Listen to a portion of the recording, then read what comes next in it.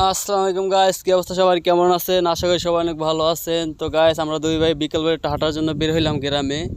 তো আমাদের গ্রামটা কতটা সুন্দর লাগে ভাবলাম আপনাদের মাঝে একটু শেয়ার করি। তো আপনারা যারা শহরে থাকেন তারা তো এরকম সৌন্দর্য সবসময় দেখতে পারেন না, তাই ভাবলাম আপনাদের মাঝে একটু শেয়ার করি, আপনাদের একটু ভালো লাগবে। তো দেখেন ভিডিওটা, পুরো ব্লগটা দেখেন।